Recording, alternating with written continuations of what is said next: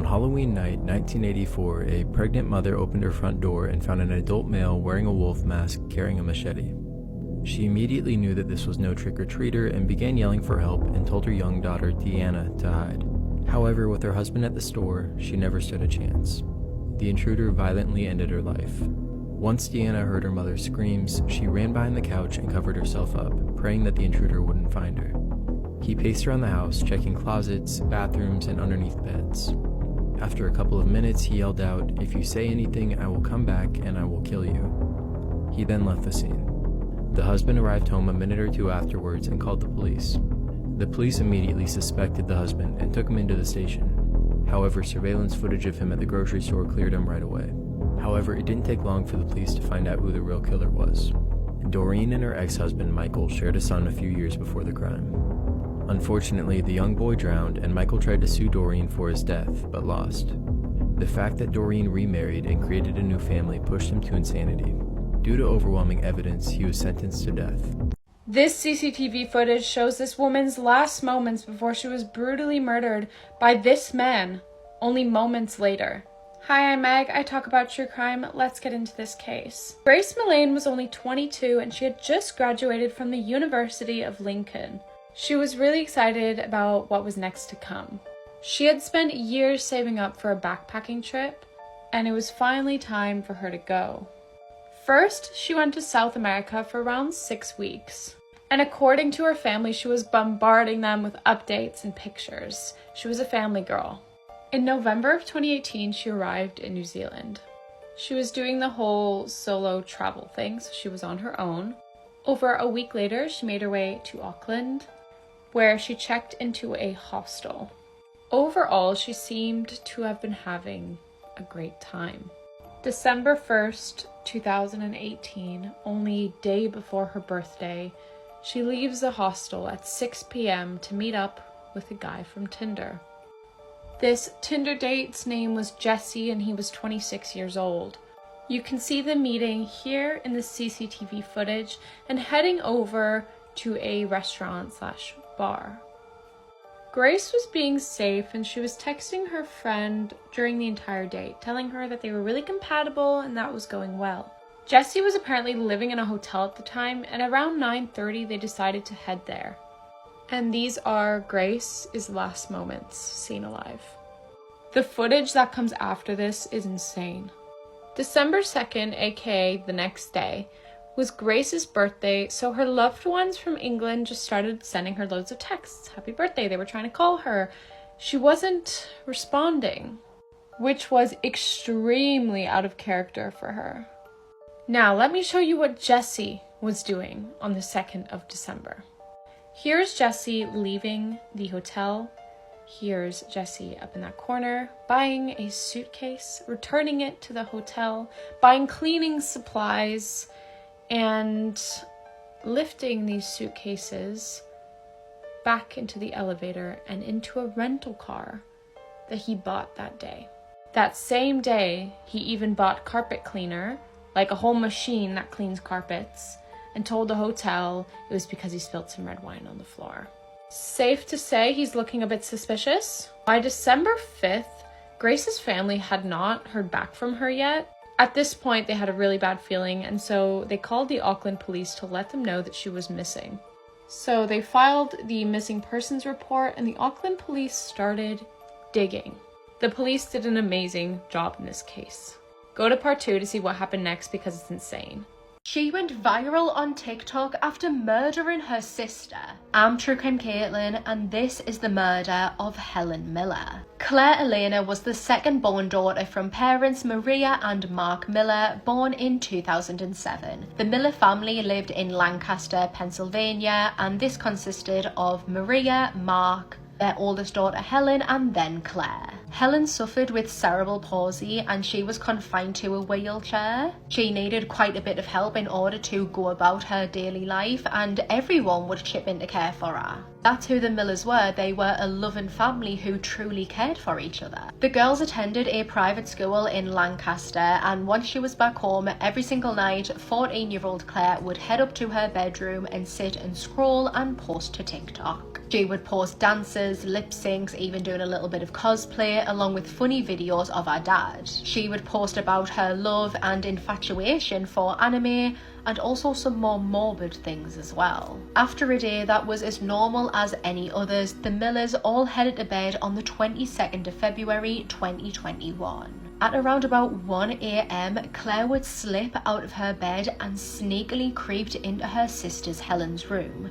Using a knife that she had stolen from the kitchen, she would proceed to stab her 19-year-old sister in a frenzy a total of 7 times. Helen would sustain 2 wounds to her chest, 2 to her jaw and 3 to her neck where the knife became lodged. After that, Claire would then pick up a pillow and put it over Helen's face. Only 8 minutes after leaving her bedroom, Claire would call the police telling the dispatcher, quote, "I stabbed my sister." When police arrived, they would discover Claire standing outside. She was barefoot and her blue pajamas were covered in fresh, wet, red blood. She told them where they would be able to find Helen, and so they rushed inside, awaken Mark and Maria, who had no idea what had happened. They had went to sleep after a normal day and had woken up in a crime scene. The officers at the scene tried their best to resuscitate Helen while awaiting an ambulance. However, it was too late, and 19-year-old Helen Miller would be pronounced dead. After being arrested and taken to the police station, hours later, Claire would make these really morbid and odd and uncomfortable comments. She told one officer that she had, quote,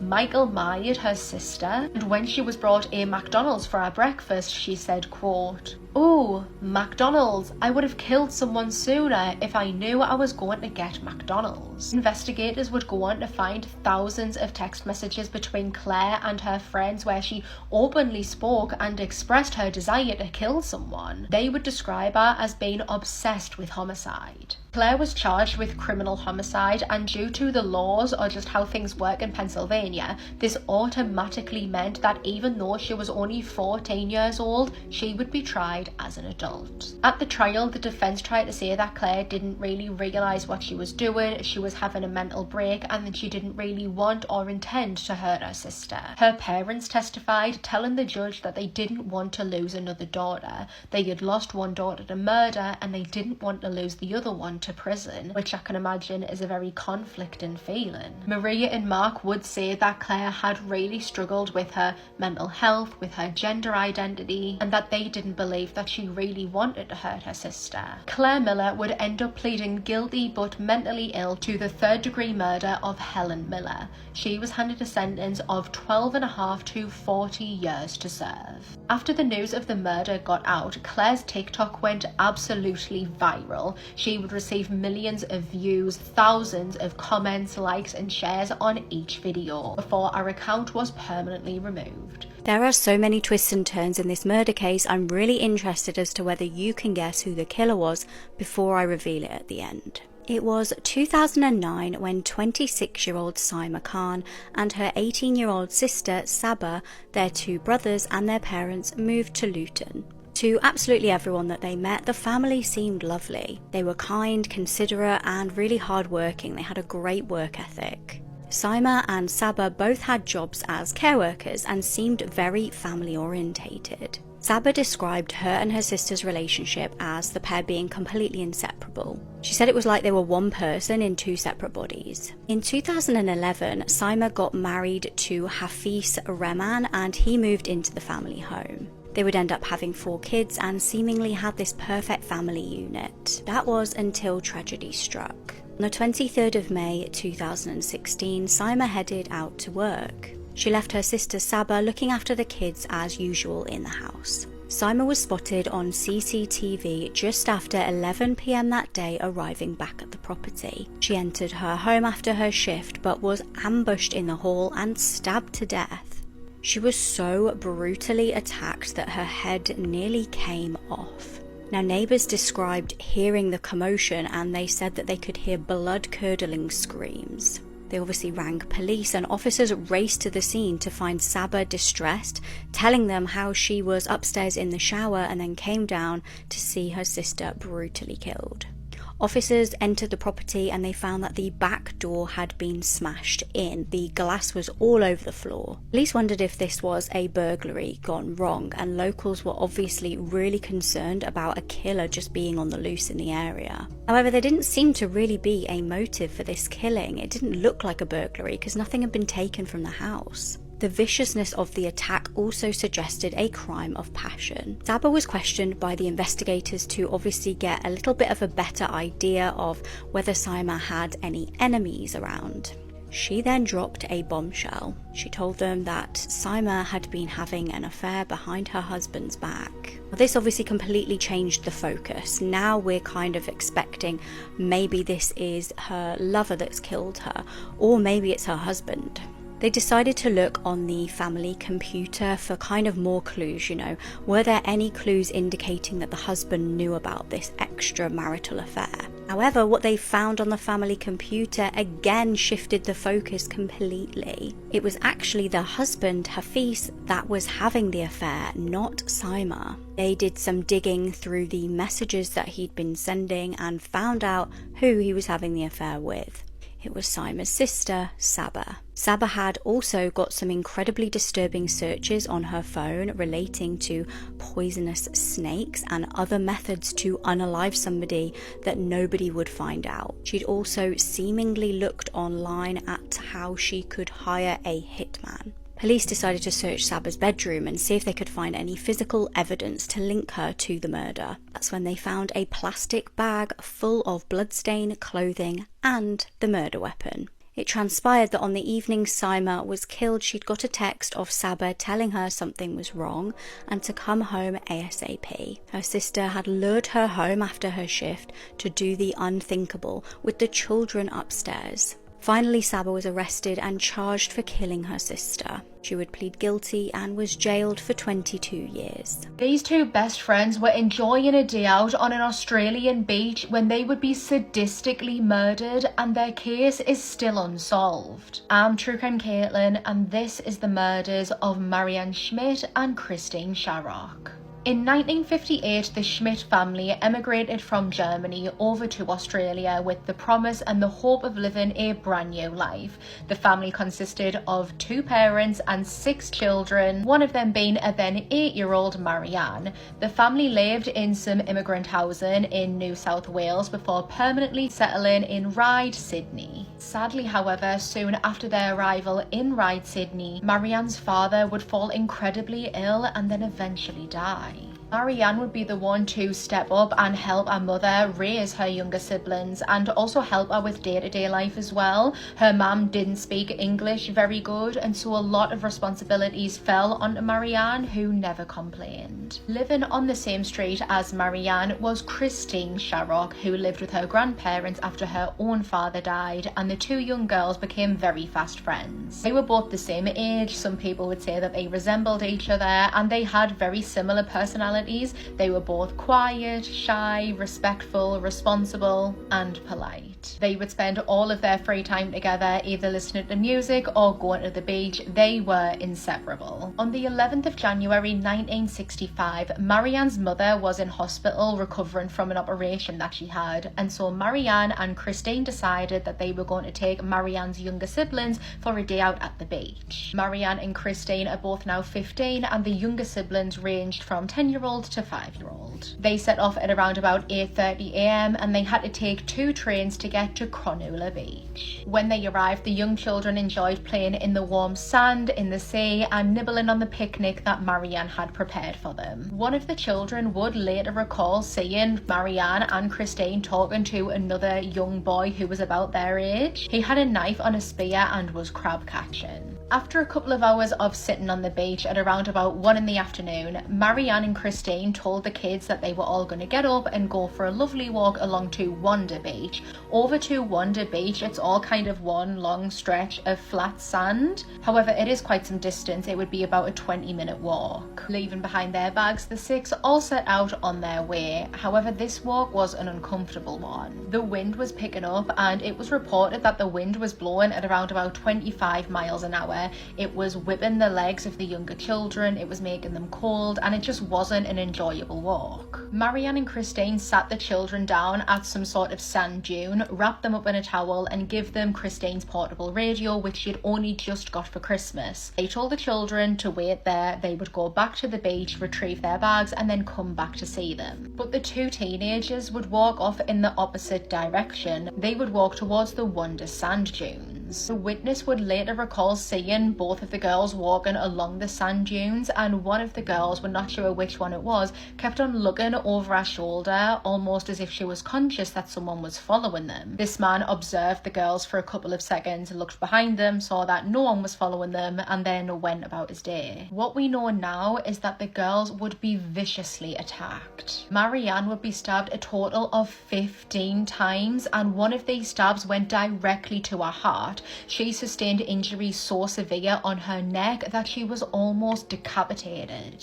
Christine tried to run, probably running for her life and screaming, but the killer managed to catch up to her. He whacked her over the head with a blunt instrument so hard that it fractured her skull. He stabbed her 6 times in a frenzy before dragging her body back to where he had Marianne, leaving a trail of blood in the sand. Now with both of the girls in front of him, either dead or on death's door, he attempted to R-word them, leaving behind semen DNA. The young siblings that had been left behind waiting for the two girls eventually got bored of waiting. They had sat and sat and sat for hours, so eventually they got up, they went back to the beach, retrieved their own bags and got the last train home at 6:30 p.m.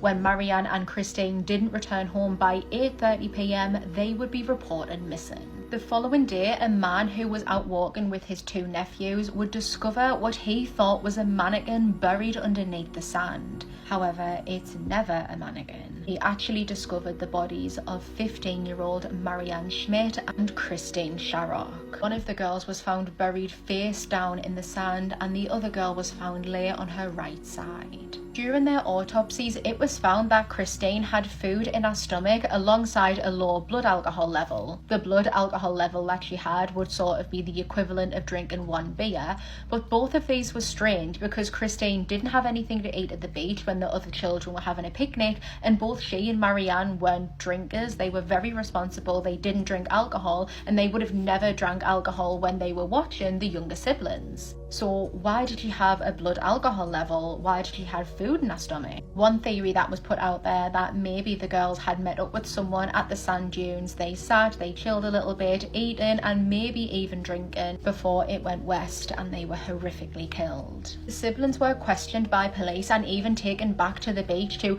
reenact what happened, to show police where they were left and where they saw the girls walking. And it would be 7-year-old Wolfgang who dropped a bomb, giving police their biggest lead. He told police that he had watched Marianne and Christine walk away, but that they were being followed by the young boy that he had seen earlier with the spear and the knife catching crabs, only now he didn't have the spear and the knife was in his belt. This young boy, who was described as having light coloured hair, wearing grey trousers and a blue towel over his shoulder, was trying to get the attention of both of the girls, but they were ignoring him and this was really irritating him. His face was full of anger. Because the description that Wolfgang gave police was very vague, it made so many of the young boys in Sydney at that time suspects. Over the course of the investigation, the police would interview over 16,000 people and over 5,000 of them were considered suspects. With a $10,000 reward up for grabs, they were absolutely bombarded with tips and with leads, but none of them led anywhere. The only hope that they had was the DNA sample. When they extracted the DNA sample, there wasn't much that they could do with it because it was 1965 and they just didn't have the technology that we have now. However, over the years, technology has progressed so much where we can do all sorts with it. We have loads of databases, we have genetic genealogy. However, it was reported in 2014 that this semen DNA, the key to unlocking this crime, had been lost. Unless someone confesses or comes forward with information, it's likely that we will never know who murdered Marianne Schmidt and Christine Sharrock. Her car was found abandoned and she had vanished. There's a bunch of suspicious circumstances in this case, and things only got more intriguing when a second girl disappeared. Rihanna Maitland was described by her loved ones as bubbly, free-spirited and charismatic. She grew up on a farm in Franklin, Vermont, and lived a very small town life. Now, it suited her when she was younger and obviously growing up, but when she turned 17 in October 2003, she made a big decision. She wanted to move away to be more independent, so decided to enroll at a high school in Ennisburg. She tried a few different living arrangements before eventually settling down. This was at the end of February 2004 when she moved in with her friend Jillian Stout. She actually dropped out of high school at this point, but she knew education was really important, so she enrolled in a GED program. It was around this kind of time when she attended a party with a bunch of girls that she knew. A fight ended up breaking out between her and a girl called Keely LaCrosse, who Brianna used to be friends with. It's thought that this fight was over a guy, and this Keely had thought that Brianna had stolen her boyfriend. It was such a brutal physical fight, and Keely had punched Brianna several times in the face, even breaking her nose. Brianna would actually file charges against Keely for the vicious attack. However, before there was any kind of resolution to this, Brianna would vanish. It was the morning of the 19th of March, and Brianna finished taking an exam, and her and her mum decided to go out to celebrate. We went out for some lunch and then did a bit of shopping, and Brianna actually had a part-time job to go to that evening. This job was at the Black Lantern Inn in Montgomery. Brianna's mum actually noticed that she did seem a little bit agitated and unsettled during the day, but she didn't know whether this was just because she'd just taken an exam. She apparently showed up to her shift as planned, and her colleagues said that there was nothing of note that happened on the shift. It was completely normal. At around 11:20 p.m. she finished work, and a colleague saw her driving out of the car park on her own in her car. She's never been seen to this day. Brianna was actually due to head back home to where she lived with Jillian, but she didn't return. Between 11:30 and 12:30 that night, a witness spotted Brianna's car backed into an abandoned farmhouse at an odd angle. The witness said that the headlights may have been on. Then, in the early hours of the morning, Brianna's ex-boyfriend, James Robertiel, drove by again and spotted the car, but his story kind of changes. He said that he had been drinking, so maybe this was why, but he said he pulled over, saw no one was there, and noticed the headlights were on and the doors were open, so the front driver's side of the door and the passenger's door. He said that he may have turned off the lights and shut the doors and drove off because he didn't want to get in trouble. The following day, a member of the public reported the car there, and like the witnesses said, it was parked at this kind of weird angle and seemed to be kind of up a little bit, but it didn't really look like there was much evidence of like an actual crash. The rear bumper was kind of stuck on the foundation of the house. Police showed up and there was no sign of anyone there, but what there was in the vehicle was a water bottle, some loose change, and also some unopened paychecks of Brianna's. Now, this gave the officer a little bit of a clue as to who the car might belong to, so he did head over to Brianna's place of work to ask them, but it was closed up. So eventually he just towed the car. Prior to that though, passers-by had noticed the car, and because it was like so strange, it was just such an odd scene, they'd stopped and taken pictures. Very interestingly, there seemed to be a broken necklace nearby which belonged to Brianna. It wasn't until a couple of days later when Brianna's parents reported her missing. Now, there was a slight delay because, as I said, she was living with this friend Jillian, and Jillian had actually been away during the period of time when Brianna didn't come home, so she hadn't noticed that she hadn't come home. When Brianna was reported missing, her car details were given in, so obviously they then were like, oh my god, this car had been towed. This was very disturbing for the family. Why would Brianna just leave her unopened paychecks in the car? Police got canine teams involved, but unfortunately nothing was found. Strangely, Brianna's dad, Bruce, got an anonymous tip weeks later. He heard she was being held captive in a farmhouse in Berkshire, 10 miles away from where her car was found. Raymond Ryans and Nathaniel Jackson were two substance dealers who rented that farmhouse and were apparently known to Brianna. Police raided the property and found no evidence that she was ever there, but they did find weapons and substances. The pair were arrested and later released. But then there was a twist. Months later, a woman named Legia Ray Collins, who was an acquaintance of Raymond, disappeared on the 4th of July 2004. Now, in the end, a woman named Ellen Ducharme confessed to murdering that woman over substance money, and some believe there may be a link between the two cases. The ex-boyfriend James aroused suspicion, but he actually passed away in a car accident years later. There are hopes that potentially DNA samples could eventually solve this case, but as of today, it still remains unsolved. He was the last man to be executed at Leicester Prison. I'm True Crime Caitlin, and this is the murder of Janet Warner. It was a warm spring day in May 1953 when 12-year-old Janet decided to take the family dog Rex out for a walk along Aylestone Canal. This was her job. Her responsibility was walking Rex, so as soon as she got home from school on the 22nd of May, that was the first thing that she did, popping on his leash and taking him out for a sunny walk. As she walked alongside the area of Bluebank Spinney, she would be approached by 32-year-old Joseph Reynolds.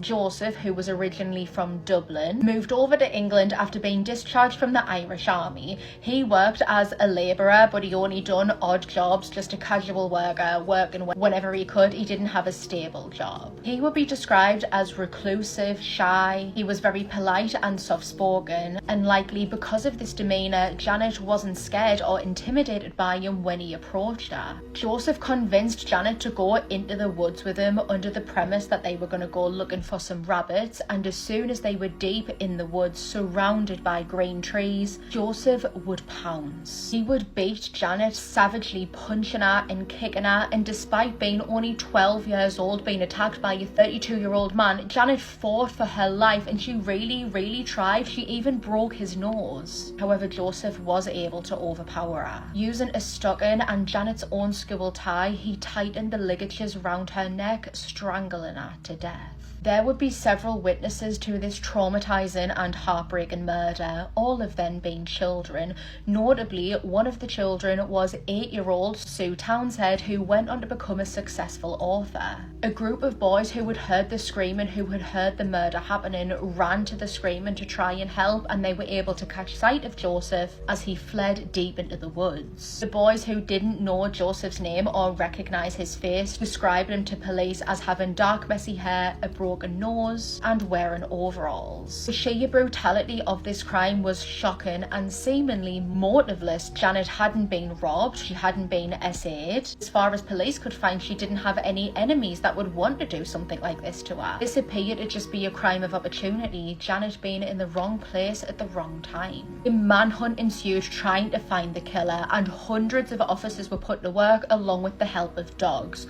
Other officers conducted door-to-door inquiries, and they also had an aircraft up in the sky trying to scope out the perpetrator. Eventually, officers would arrive at the home of Joseph Reynolds and was met by his landlord, who said that he wasn't home. At this moment in time, the police were already interested in Joseph, as he had a history of violence against women. Before living in England, he lived in South Wales for a short time, and while here, he was convicted and incarcerated for assaulting a woman. So his history paired with his disappearance raised suspicions. 2 days after the murder, on the 24th of May, Joseph would be spotted by an officer on the outskirts of Leicester, and he was arrested without resistance. Throughout all of his interviews, Joseph Reynolds would confess to the murder of Janet Warner. He explained how he had been planning to murder someone on that day for over a week, and that Janet wasn't even his intended target. A man named Dennis Goodger would walk along Aylestone Canal almost daily, and Joseph had scoped him out and decided that he was going to be the man he killed. But on that day, on May 22nd, Dennis was stuck at work and couldn't go out for his walk. Just as Joseph was turning to leave, that is when he spotted Janet walking her dog. He told the police, quote, "The little girl was brave in the face of death. I hope when my time comes, I will be half as brave." The trial of Joseph Reynolds was the shortest trial recorded at Leicester Magistrates, lasting only 4 minutes. Within those 4 minutes, he fully confessed to the murder of Janet, and he point blank refused to allow his defence team to insert a plea of insanity for him. He openly admitted to what he did, and he wanted to die because of his actions, saying, quote, "I deserve the extreme punishment for my crime.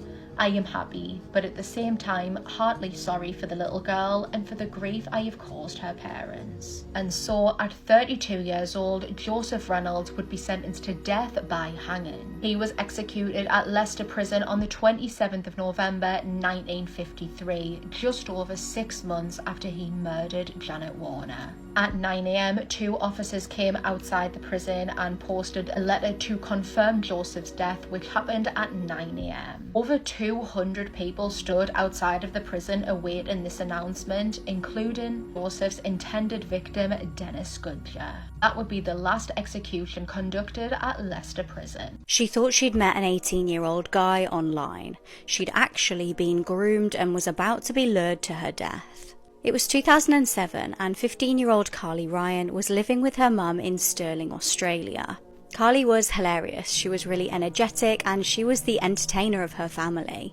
For 18 months, Carly had been talking to who she thought was her dream guy online on MySpace. Now this dream guy was apparently 18-year-old Brandon Kane, who was a musician, and Carly thought he was gorgeous. He was apparently from Texas but was living in Melbourne. Carly really felt she'd hit the jackpot with this guy. They had the same music taste and they really seemed to have matching personalities. They got on so well. They often spoke on the phone well into the night.